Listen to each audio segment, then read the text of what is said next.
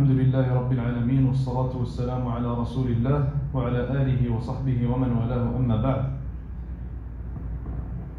Donc aujourd'hui, Inch'Allah, on aura un cours sur Nawaqid al-Islam, les 10 annulatifs de l'Islam. Ce sera notre dernier cours sur ce livre-là. On va aussi avoir un cours sur al-Usul al-Thalatha, probablement notre avant-dernier cours. Et on aura aussi, Inch'Allah, un cours sur les fondements du tafsir. Donc on commence, Inch'Allah, avec al-Usul al-Thalatha.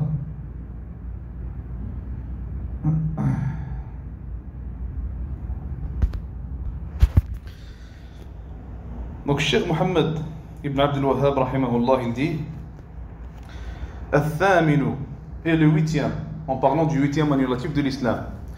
Il dit مظاهرة المشركين ومعاونتهم على المسلمين والدليل قوله تعالى ومن يتولهم منكم فإنه منهم إن الله لا يهدي القوم الظالمين.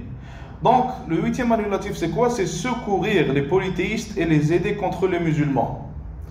Ce qui veut dire en fait c'est que si une personne donne victoire aux polythéistes, donne une victoire aux mécréants, contre les musulmans et contre l'islam, dans un combat qui est contre la religion de l'islam, dans un combat qui veut éteindre la religion de l'islam et les musulmans, cette personne-là devient mécréante par cette action-là. Et Allah Azza wa Jal, il dit, et quiconque d'entre vous les prend pour alliés est alors un des leurs. Certes, Allah ne guide pas les gens injustes. Donc c'est assez clair, c'est pas quelque chose qui se comprend seulement avec la révélation. Logiquement parlant, quiconque aide à détruire l'islam, quiconque aide à faire éteindre la lueur d'Allah subhanahu wa ta'ala, la lumière d'Allah azza wa jal, la révélation d'Allah subhanahu wa ta'ala, alors cette personne-là, automatiquement, elle est mécréante. Quiconque combat le din d'Allah azza wa jal, alors cette personne-là, elle est automatiquement mécréante. Le Cheikh Tarifi hafidahullah, il a parlé de ça, et il a appliqué ce huitième annulatif-là sur les gens qui sont en train de mettre un embargo, de faire un embargo contre Gaza. Parlant des Égyptiens par exemple, quand on dit les Égyptiens, on ne parle pas du peuple, mais on parle du gouvernement. Par exemple, leur président, Abdel Fattah al-Sisi, Abdel Shaitan al-Sisi, si on peut dire ça comme ça serait mieux. Cette personne-là ne peut pas être considérée comme un musulman. Cet homme-là, il combat l'islam, il combat les musulmans, et il aide les juifs à combattre les musulmans à Gaza, et il fait même un embargo contre les musulmans. Et quand il y a eu un musulman, subhanallah, qui s'est enfui de Gaza après des mois sûrement, de souffrance, des mois subhanallah sans avoir rien à manger, ils voient la mort à tous les jours, alors qu'est-ce qu'ils ont fait les soldats de Sisi? Au lieu de l'aider, au lieu de lui donner quelque chose à manger, ils l'ont pris et ils l'ont tabassé. Donc comment peut-on dire qu'un tel régime est un régime musulman? Donc le huitième annulatif, aider les gens qui combattent l'islam dans leur combat contre l'islam ou alors contre les musulmans. Donc ça ne veut pas dire que si une personne par exemple combat un seul musulman et ce n'est pas contre son islam, il ne le combat pas pour la religion de l'islam, ça ne veut pas dire que la personne devient polythéiste dans ce cas-ci. Mais là on parle dans un cas où le combat est mené et la raison de ce combat-là c'est l'islam. Ils combattent la religion d'Allah Azza wa Jal. Neuvième annulatif, il dit rahimahullah التاسع من اعتقد أن بعض الناس يسعه الخروج عن شريعة محمد صلى الله عليه وسلم كما وسع الخضر الخروج عن شريعة موسى عليه السلام فهو كافر. Il dit le neuvième annulatif, celui qui croit au fait que certaines personnes peuvent sortir de la loi islamique de Muhammad alayhi salatu wassalam, de la même manière qu'Al-Khidr pouvait sortir de la loi de Moussa alayhi salam, alors cette personne-là est un mécréant. Maintenant le neuvième annulatif, il ressemble beaucoup au quatrième annulatif. Le quatrième, qu'est-ce qu'il avait dit? Il a dit ici celui qui a la conviction qu'une guidée autre que celle du prophète alayhi salatu wassalam est plus parfaite que la sienne. Donc ça ressemble grandement. Pourquoi il l'a nommé deux fois? Pourquoi est-ce qu'il en a parlé deux fois? Une c'est du cœur, l'autre c'est dans l'acte. C'est pas exactement ça. Pense-y un peu. Regarde ce qu'il a dit ici. Il a dit celui qui croit au fait que certaines personnes peuvent sortir de la charia de Muhammad alayhi salatu wassalam. Pourquoi certaines personnes? Qu'est-ce qu'il veut dire par là?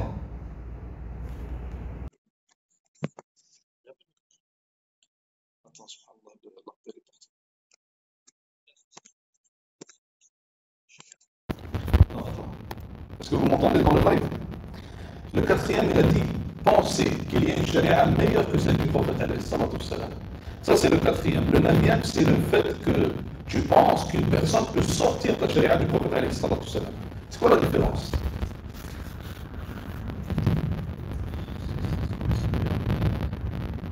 Maintenant les soufis aujourd'hui, qu'est-ce qu'ils te disent? Certains d'entre eux Les soufis qui sont un peu dans l'extrémisme, qu'est-ce qu'ils disent? Ils disent qu'il y a certains soufis qui atteignent un certain degré de yaqin. Ils appellent ça l'yaqin ou alors al-hal.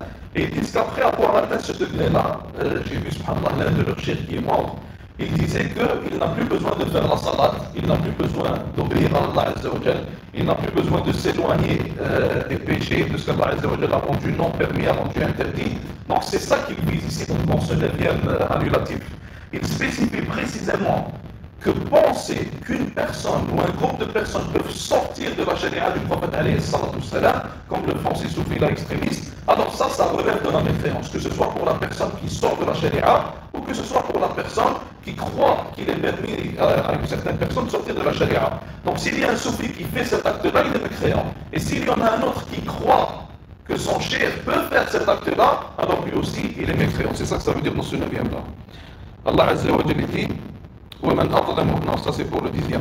Donc le 9e on en a fini, on passe au 10e. Il dit رحمه الله العاشر الإعراض عن دين الله تعالى لا يتعلمه ولا يعمل به والدليل قوله تعالى ومن أظلم ممن ذكر بآيات ربه ثم أعرض عنها إنا من المجرمين منتقمون. Allah Azza wa Jalla dit qui est plus injuste que celui à qui les versets d'Allah sont rappelés et qui ensuite s'en détourne. Nous nous vengerons certes des criminels. Donc, dans ce 10e-là, encore une fois, dans ce 10e-là, si on ne l'explique pas, je ne pense pas que beaucoup de gens peuvent le comprendre. Maintenant, si on le prend sur son apparence, regarde ce qu'il dit ici. Se détourner de la religion d'Allah, ne pas l'apprendre ni la pratiquer. Est-ce que ça veut dire maintenant que s'il y a une personne qui ne pratique pas certains aspects de l'islam, ou alors qui ne veut pas apprendre certains aspects de l'islam, est-ce qu'on peut dire que cette personne-là est mécréante? Qu'est-ce qu'il veut dire par là?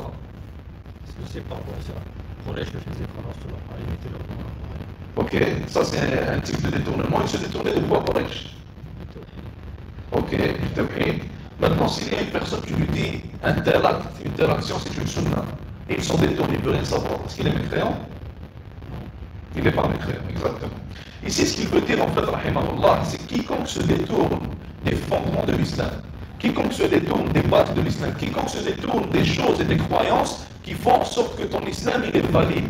Quiconque se détourne par exemple de la croyance qu'Allah Azza wa Jalla est un, quiconque se détourne de Tawhid al-Uluhiyya, Tawhid al-Asma wa Sifat, quiconque se détourne de toutes ces bases-là qui font en sorte que l'islam de la personne est valide et accepté par Allah Azza wa Jalla, alors cette personne-là, par son détournement, est un mécréant. Quiconque ne veut pas apprendre ce qui rendra son islam valide et se détourne de cet apprentissage-là, alors cette personne-là est encore une fois est un mécréant. Ça ne parle pas de tout l'islam, mais ça parle des aspects fondamentaux de l'islam. Après, bien sûr, si une personne veut se détourner de la religion islamique d'une manière complète, il te dit, moi je ne veux pas l'islam, ça c'est un détournement comme le faisait Quraysh par exemple, ou alors comme le faisaient les peuples avec le prophète alayhi salatu salam. Dans ce cas-ci aussi, c'est de la mécréance. La charia, c'est quoi? La charia, ça veut dire les lois islamiques, ou la loi islamique d'une manière générale. Toutes les lois que nous avons dans l'islam, ça s'appelle charia. La charia, la législation. Il continue en disant, donc on a fini les 10 annulatifs, il dit ولا فرق في جميع هذه النواقض بين الهازل والجاد والخائف.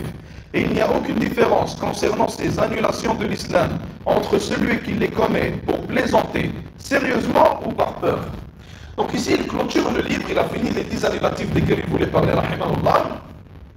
Et il finit en te disant que si tu tombes dans l'un de ces annulatifs en étant sérieux, ou alors en étant dans un état de peur, ou alors en étant en train de plaisanter, alors tu as quand même commis de la mécréance et tu es quand même tombé dans la mécréance. Ce qu'il veut dire par peur ici, il ne parle pas d'une personne qu'on est en train de forcer à tomber dans la mécréance. En islam, il faut savoir qu'Allah Azza wa Jal pardonne à celui qui est forcé de tomber dans la mécréance, sa mécréance dans laquelle il est tombé. Par exemple, le Nabi sallallahu alayhi wa sallam, une fois, il y a un homme qui est venu le voir. Il était avec Quraysh l'ont torturé, ils lui ont dit d'insulter le prophète alayhi salatu salam. Chose qu'il a fini par faire. Le prophète alayhi salatu salam lui a dit, s'il te refend ça, donc s'il te retorture, tu pourras le refaire. Tu pourras réinsulter le prophète alayhi salatu salam. Et ça, c'est un cas spécifique. Dans notre cas, à nous, ça, on ne peut pas le faire, car ça, c'est propre au prophète alayhi salatu salam. Et le prophète alayhi salatu salam n'a pas donné la permission à toute la Ummah de le faire. Donc, il n'a pas donné la permission à tous les musulmans de commettre la mécréance ou de l'insulter lui plutôt, pour ce qui est de commettre la mécréance pour ce qu'il regarde lui, pour ce qui est en rapport avec lui. si on est torturé, par exemple, alors qu'Allah Azza wa Jal, il a permis à toute la Ummah de le faire, dans un verset excusez-moi, du Coran. Donc, quiconque commet la mécréance entre lui et Allah Azza wa Jal, ou dit des choses qui le font tomber dans la mécréance contre Allah subhanahu wa ta'ala, alors dans le cas de cette personne-là qui est torturée, cette personne-là est excusée par Allah Azza wa Jal. Le verset ne me revient pas, subhanallah, mais il faut savoir que, bien sûr, c'est limité. C'est pas à prendre d'une manière générale, c'est pas n'importe comment. Premièrement, si une personne est torturée et qu'on lui demande de faire du mal à un musulman ou de manger le droit d'un musulman, par exemple, une personne se fait torturer et on lui demande de tuer un musulman, soit tu le tues, soit c'est toi qu'on tue. Alors dans ce cas-ci, il est haram pour cette personne-là de tuer l'autre musulman ou de lui causer un quelconque tort.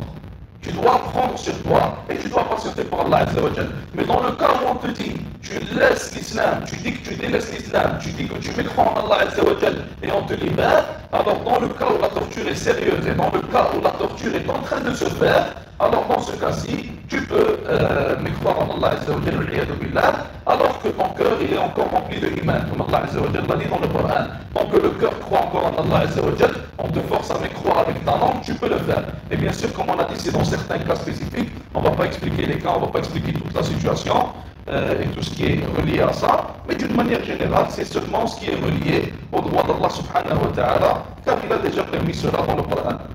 Donc il continue en disant وكلها من أعظم ما يكون خطرا ومن أكثر ما يكون وقوعا.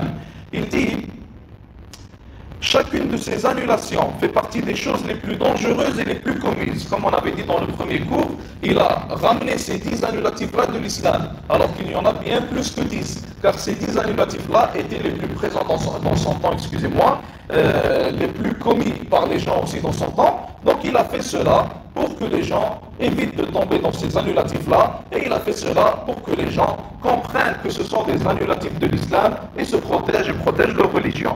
Il continue en disant, il faut donc que le musulman y prenne garde et qu'il en ait peur pour lui-même.